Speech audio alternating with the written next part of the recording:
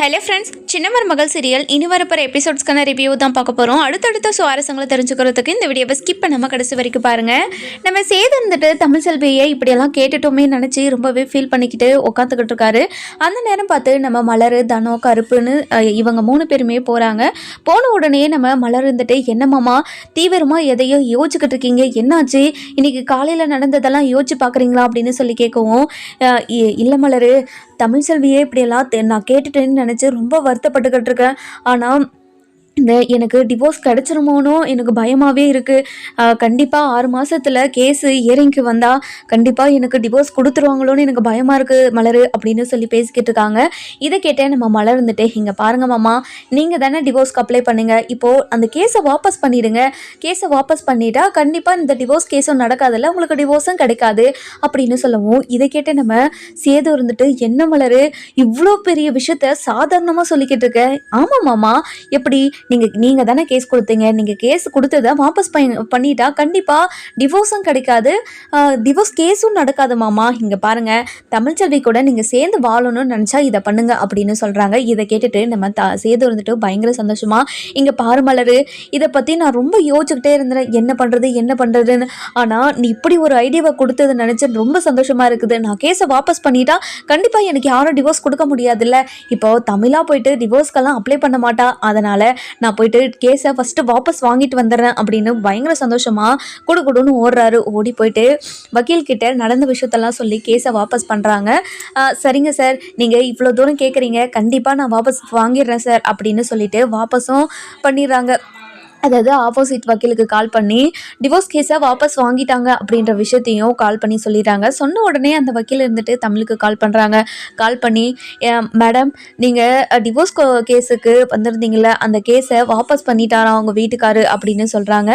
இதை கேட்டுட்டு தமிழ் செல்விக்கு என்ன பேசுறதுன்னே தெரியல.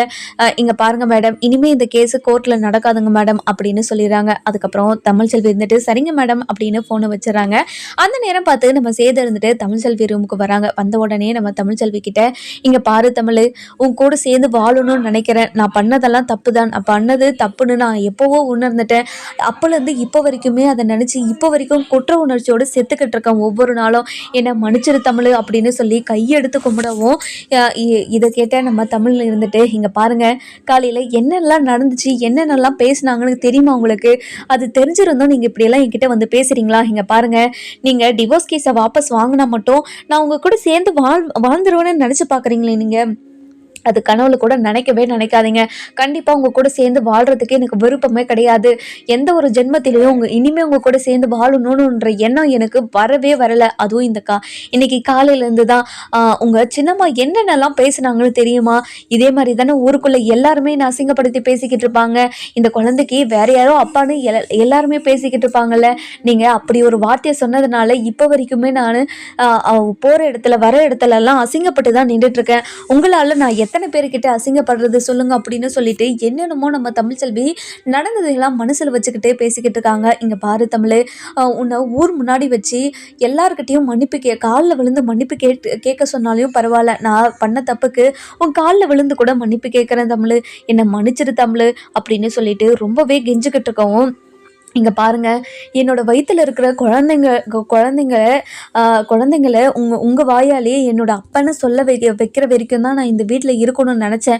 நீங்கள் சொல்லிட்டீங்க, நினச்சிட்டீங்க, இனிமேல் நான் இந்த வீட்டில் இருக்கணுன்ற அவசியம் எனக்கு இல்லை, நான் இன்றைக்கே கிளம்புறேன் அப்படின்னு சொல்லவும், இதை கேட்டுட்டு நம்ம சேது இருந்துட்டு, இங்கே பாரு தமிழ், என் கூட சேர்ந்து வாழலாம் கூட பரவாயில்ல, என் கூட பேசலாம் கூட பரவாயில்ல, ஆனால் இந்த வீட்டை விட்டு மட்டும் போகிறேன்னு சொல்லிடாத.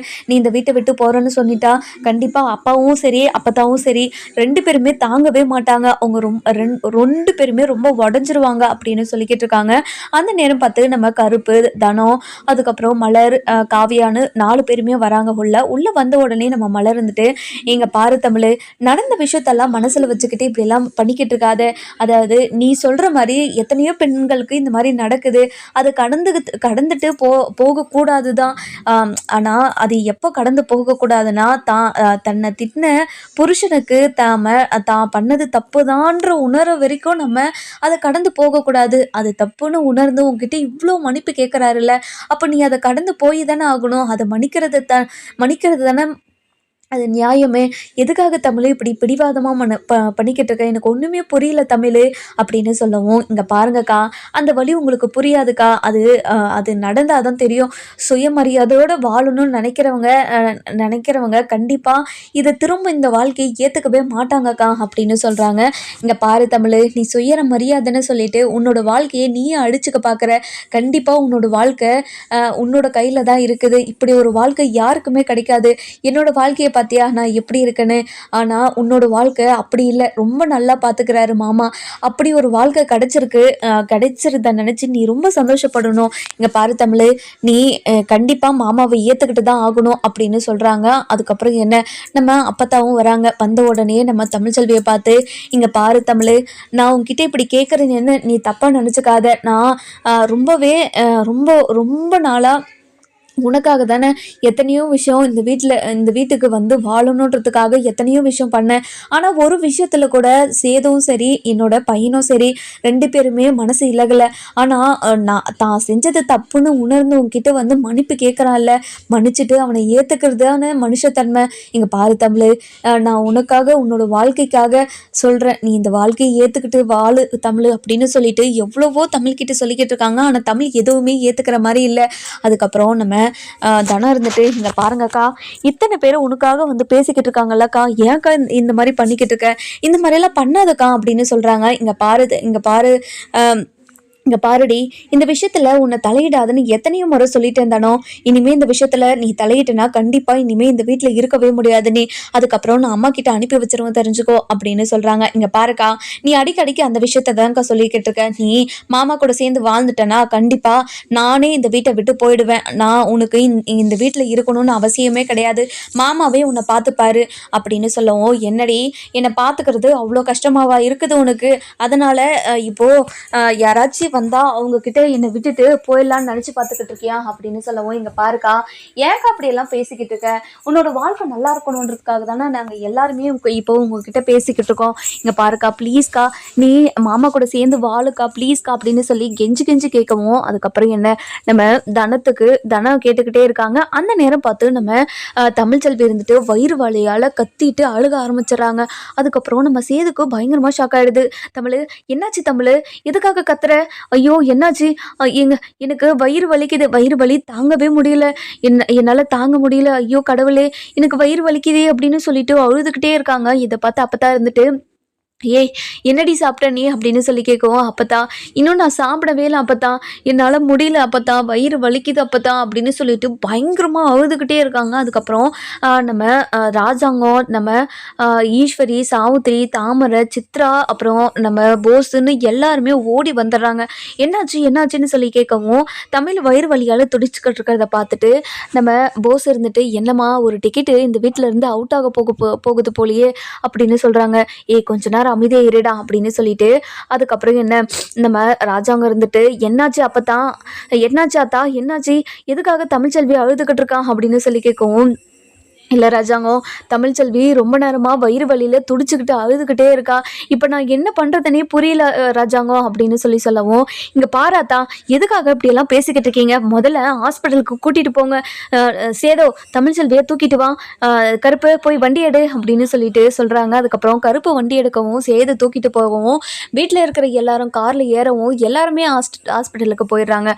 போன உடனே நம்ம தமிழ்ச்செல்வியை தூக்கிக்கிட்டு ஓடுறாங்க. அங்கேருந்து நர்ஸுங்களாம், என்னாச்சுங்க சார், என்னாச்சு அப்படின்னு சொல்லி கேட்கவும், அதுக்கப்புறம் தமிழ்ச்செல்வி ஐயோ வயிறு வலிக்குதுன்னு அழுதுகிட்டே இருக்காங்க. அதுக்கப்புறம் என்ன, நர்ஸ் இருந்துட்டு எதுக்காக வயிறு வலிக்குது அப்படின்னு சொல்லவும், இங்கே பாருங்க மேடம், தமிழ்ச்செல்விக்கு 7 மாதம் ஆகுது, ஆனால் இப்போ வயிறு வலிக்குதுன்னு அழுதுகிட்டே இருக்கிறா அப்படின்னு சொல்கிறாங்க. இதை கேட்டுட்டு நர்ஸுங்கெல்லாம் பயங்கர அதிர்ச்சியோட, என்ன சார் 7 மாதம் ஆகுதா? சரி நீங்கள் இங்கே இருங்க, நாங்கள் செக் பண்ணிவிட்டு என்னென்னு சொல்கிறோம் அப்படின்னு சொல்லிட்டு ஸ்கேனிங் ரூமுக்கு கூட்டிகிட்டு போயிடுறாங்க.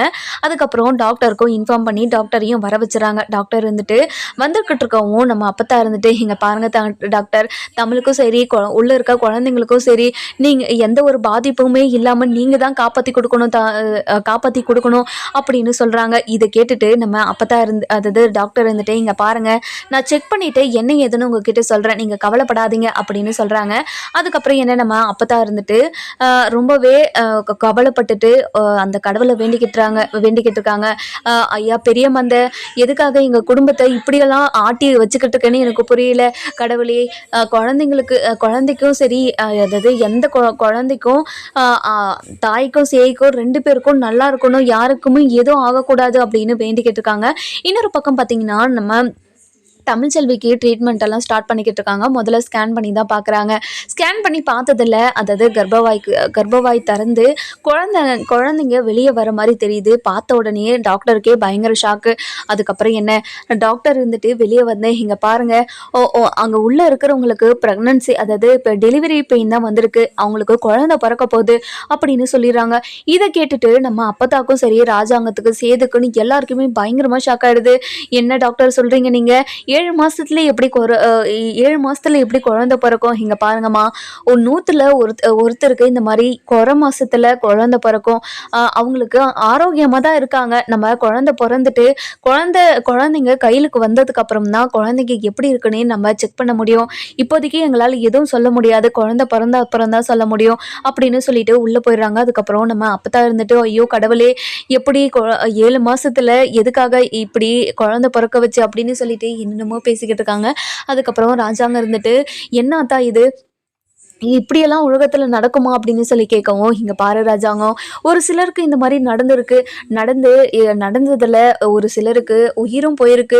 இதை நினச்சாதான் எனக்கு ரொம்ப பயமாக இருக்குது ராஜாங்கம் அப்படின்னு சொல்லவும், இதை கேட்டுட்டு நம்ம சேது இருந்துட்டு, என்ன அப்போ தான் சொல்கிறீங்க, உயிர் போகுமா, எனக்கு ஒன்றும் புரியல அப்படின்னு சொல்லவும், இதை கேட்டுட்டு நம்ம, அதாவது ஈஸ்வரி இருந்துட்டு, இங்கே பாரியா சேதோ, அதாவது குறப்பிரசத்தில் பிறக்கிறவங்க ஒன்று குழந்தை உயிரோடு இருக்கும், இல்லைன்னா அம்மா உயிரோடு இருப்பாங்க, இல்லைன்னா 2 பேருமே ஒரு சில டைமில் காப்பாற்றிடுறாங்க. ஆனால் இப்போது என்ன நடக்கும் ஏது நடக்கும்னு யாராலையும் சொல்ல முடியாதுல்ல அப்படின்னு ஈஸ்வரி சொல்லவும், இதை கேட்டுட்டு நம்ம அப்பத்தா இருந்துட்டு, ஏய் வாயை கழுவிடி, ஒரு நல்ல விஷயம் நடந்துக்கிட்டு இருக்கும் போது எப்படி உன்னால் மட்டும் அபஸ்கனமாக பேச முடியுது, இங்கே பாரு, இந்த மாதிரி இன்னொரு டைம் பேசுகிற வேலை வச்சுக்கிட்டேன்னா அவ்வளோதான் உனக்கு மரியாதை அப்படின்னு சொல்கிறாங்க.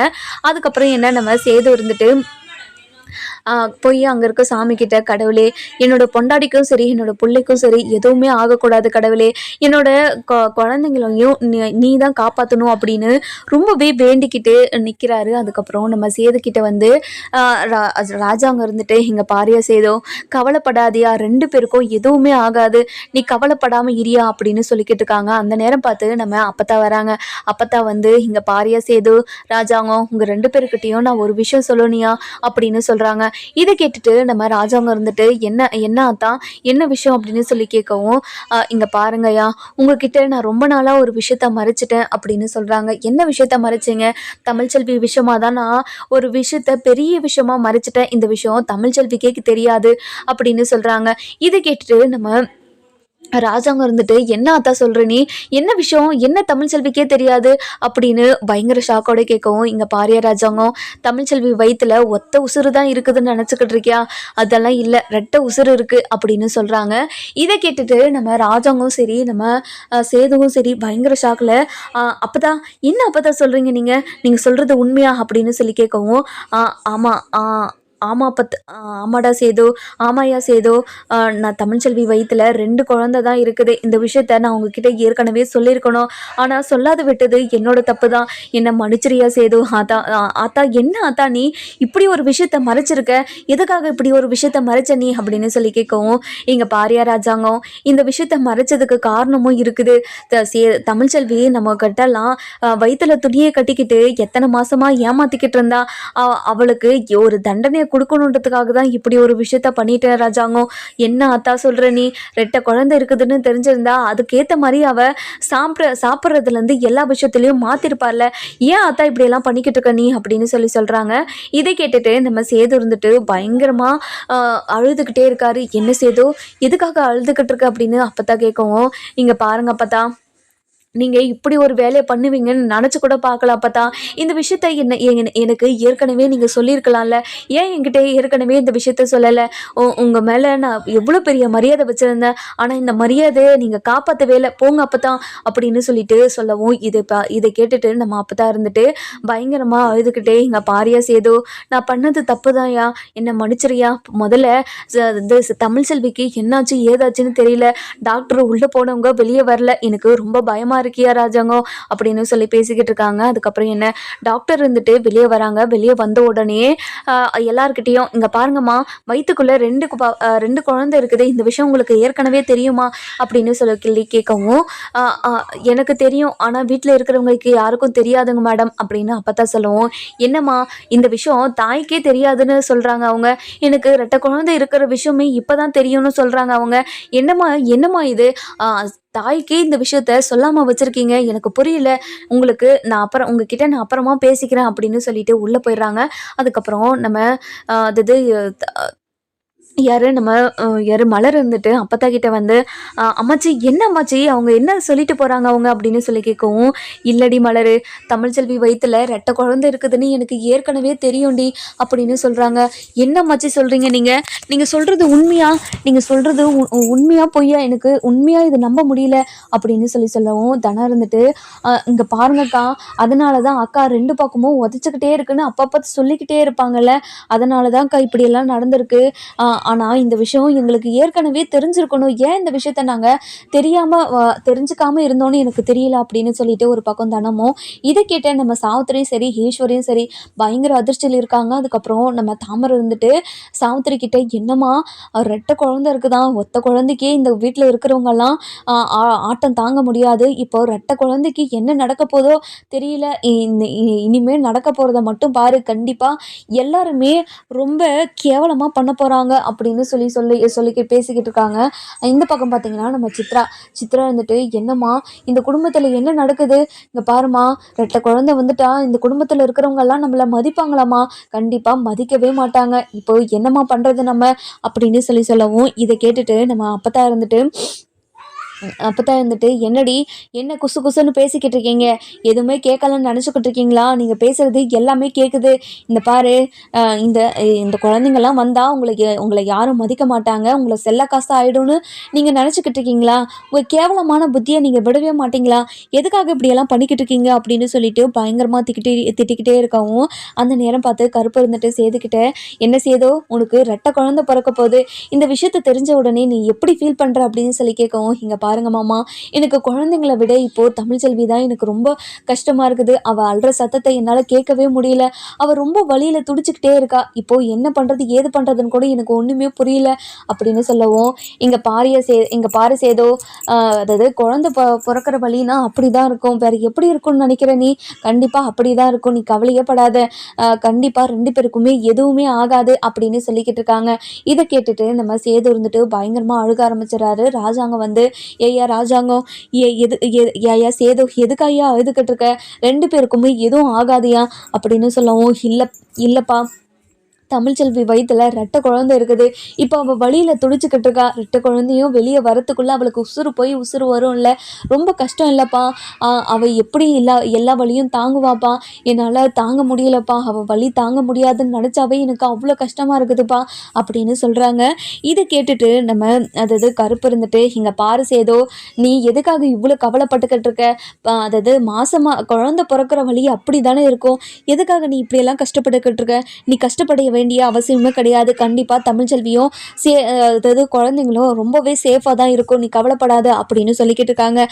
அதுக்கப்புறம் என்ன, நம்ம அதாவது அந்த நேரம் பார்த்து காவியா இருந்துட்டு வராங்க. வந்த உடனே நம்ம சேதுக்கிட்ட, இங்கே பாருங்க மாமா, இந்த மாதிரி 7 மாதத்தில் குழந்த பிறந்தவங்கள நான் எத்தனையோ பேரை பார்த்துருக்கேன், குழந்தை பெற்று அவங்க பெரிய ஆளாகி அவங்களுக்கு குழந்தை பிறக்கிற வரைக்குமே நல்லா தான் இருந்திருக்காங்க, நீங்கள் கவலைப்படாதீங்க, இது குறப்பிரசத்தில் குழந்தை பிறக்குதுங்களேன்னு நினச்சி கவலைப்படாதீங்க, அதோட வளர்ச்சி முழுமை அடைஞ்சதுக்கு அப்புறம் தான் கண்டிப்பாக பிறக்கிறதுக்கே வரும், நீங்கள் கவலைப்படாதீங்க அப்படின்னு சொல்லிக்கிட்டு இருக்காங்க. சொல்கிறாங்க. இதெல்லாம் கேட்டுட்டு நம்ம சேது இருந்துட்டு, "இல்லை காவியா, என்னால் தமிழ்ச்செல்வி படுற கஷ்டத்தை தாங்கவே முடியல. எனக்கு குழந்தைங்கள இல்லைன்னா கூட பரவாயில்ல, என்னோட தமிழ்ச்செல்விக்கு எதுவுமே ஆகாமல் ஆரோக்கியமாக இருந்தால் போதும்" அப்படின்னு நினச்சிக்கிட்டு இருக்கோம். இங்கே பாருங்க மாமா, ஒவ்வொரு பெண்களுக்கும் இந்த மாதிரி தானே நடந்துக்கிட்டு இருக்கு இந்த உலகத்தில். தமிழ்ச்செல்விக்கு மட்டும் வே இது விதிவிலக்கா என்ன, எல்லாருக்கும் ஒரே மாதிரி தான் இருக்கும், நீங்கள் கவலைப்படாதீங்க அப்படின்னு சொல்கிறாங்க. அதுக்கப்புறம் என்ன, நம்ம ராஜாங்க இருந்துட்டு சேதுக்கிட்ட போயிட்டு, "சேது, நீ கவலைப்படாதியா" அப்படின்னு பேசிக்கிட்டு இருக்கிறதுக்குள்ள குழந்தை சத்தம் கேட்குறது. கேட்ட உடனே நம்ம சேதுக்கு அப்படியே ஸ்டன் ஆகி போய் நிற்கிறாரு. "அப்பா, குழந்தை சத்தம் கேட்குதுப்பா" அப்படின்னு சொல்கிறாங்க. அதுக்கப்புறம் என்ன, நம்ம சேது இருந்துட்டு பயங்கர சந்தோஷமா போயிட்டு கண்ணாடி வெளியா அங்கே உள்ளே பார்த்துக்கிட்டு இருக்காங்க. உள்ளே எதுவுமே தெரிய மாட்டேங்குது, ஆனாலையும் பார்த்துக்கிட்டே இருக்காரு. அதுக்கப்புறம் நம்ம தமிழ்ச்செல்வி இருந்துட்டு குழந்தைங்கள பார்த்துட்டு பயங்கர சந்தோஷம். "இங்கே பாருங்கம்மா, உங்களுக்கு ஒரு பையனும் ஒரு பொண்ணும் பிறந்திருக்கு" அப்படின்னு சொல்கிறாங்க. இதை கேட்டுட்டு நம்ம ராஜாங்க இருந்துட்டு, யார், நம்ம தமிழ்ச்செல்வி இருந்துட்டு பயங்கர சந்தோஷமா அப்படியே அந்த குழந்தைங்கள பார்த்துக்கிட்டே இருக்காங்க. அதுக்கப்புறம் மயக்கம் போட்டு விழுந்துடுறாங்க.